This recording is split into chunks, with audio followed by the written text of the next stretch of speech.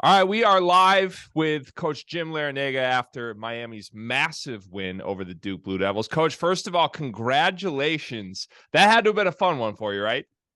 Well, I thought we played great from start to finish. We jumped out on them, got ahead like 13-1.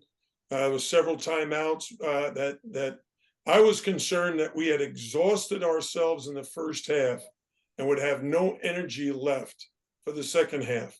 But sure enough, we came out in the second half and built up the lead again and extended it into the 20s.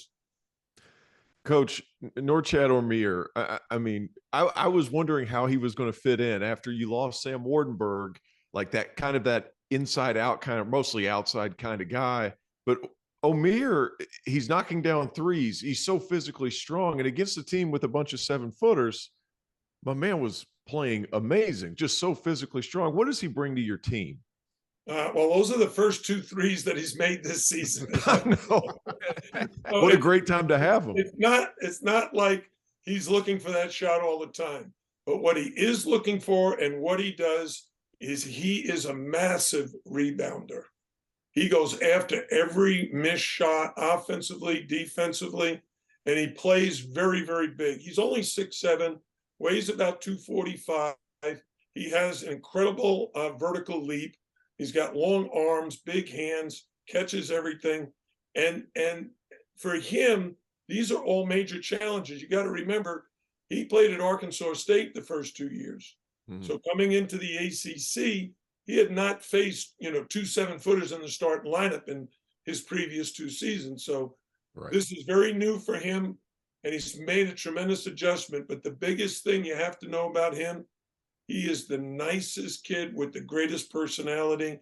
He's got so much energy. The coaches love him, his teammates love him, and the fans love him.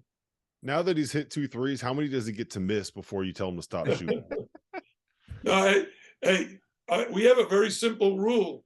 If you can make a 3, then look for another one. But if you start missing, you miss 1 or 2, start looking for more inside baskets. All right, I got to ask you about my guy, Wooga Poplar. I live outside of Philly. He's a Philly kid. He had 14 points tonight. When he gets going, it feels like he brings a different dynamic. Everyone knows about Nigel. Everyone knows about Isaiah Wong. Everybody should know about Jordan Miller at this point. But Wooga's just kind of there. This guy can go get you 14, 15, 18 when you need those points. Okay, I absolutely love Wooga. I love the progress that he's making. I talk to him all the time. I send him videos all the time about the things that he should be simulating. Like I sent him a video of Michael Jordan and Kobe Bryant's turnaround jumper. He hasn't gotten that in his game yet, but I showed him how to shoot pull-up jumpers.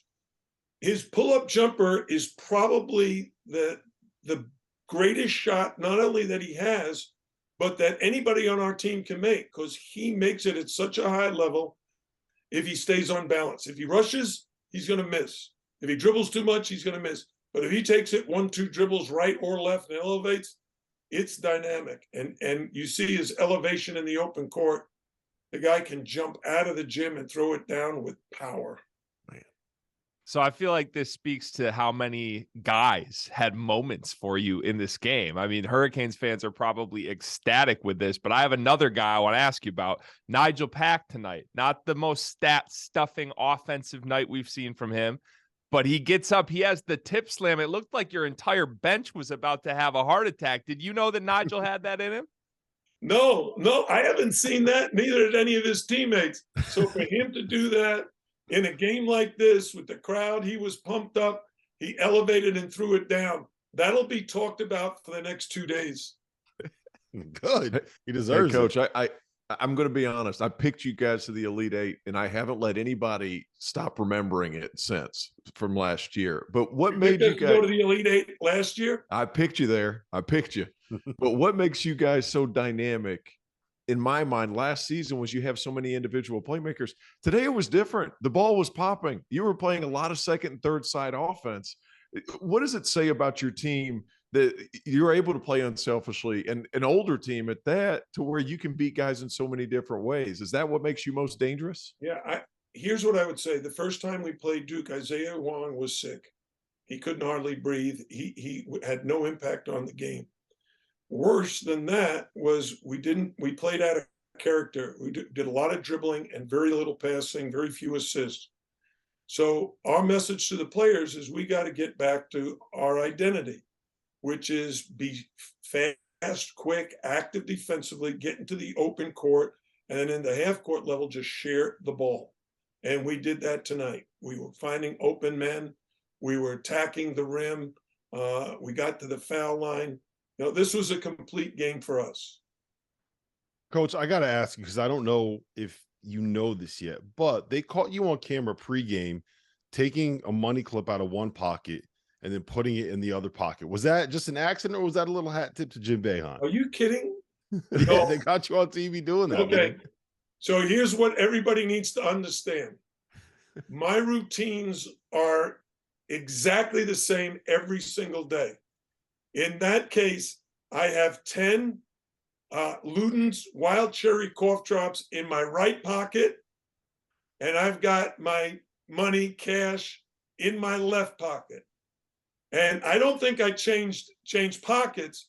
What I had to do is I had to find a note I had made to myself in my left pocket. So I took the money out and got the note, read it, put the money back and the note back, and then I was off.